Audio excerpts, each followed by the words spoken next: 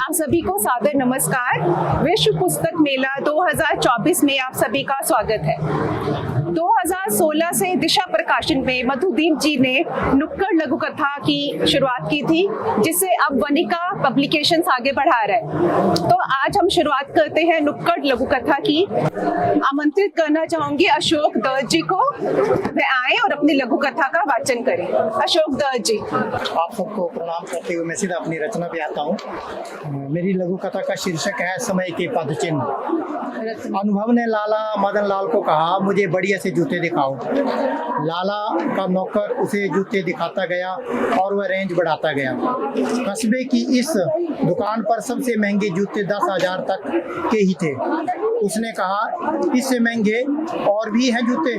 लाला ने इनकार कर दिया। अनुभव ने वे जूते खरीद लिए।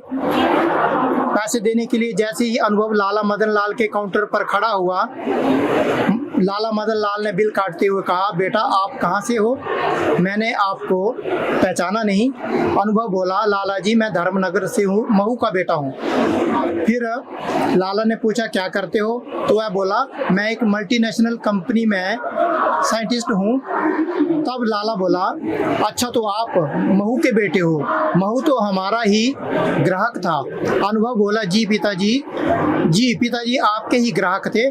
फिर वह आगे बोला, शायद आपको याद ना हो, बहुत बढ़िया, याद हो ना हो, लेकिन मुझे तो आज भी 20 वर्ष पहले की वह सारी घटना याद है। मैं बीमार था, मेरे पिताजी मुझे दवाई लेने बाजार आए थे।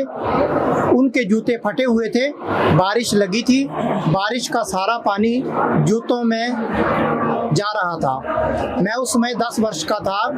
वह आपकी दुकान पर आए और आपसे उधार में जूते मांगे।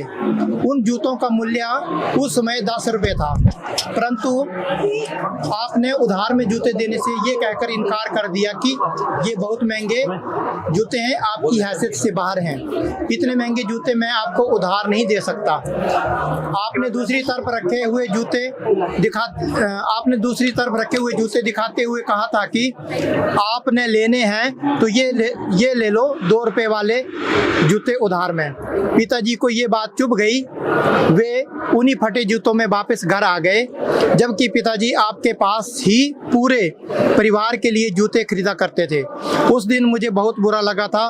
फिर वह आगे बोला, ये जूते मैं अपने पापा के लिए ही ले रहा हूँ। लाला जी वक्त बदलता रहता है, ये कहकर वह दुकान से बाहर आ गया। अब समय के पद चिन्ह लाला के मानस पटल पर उभर आए थे। वह निरुत्तर सा होकर अनुभव को तब तक देखता रहा जब तक वह अपनी कार में ना बैठ गया। धन्यवाद।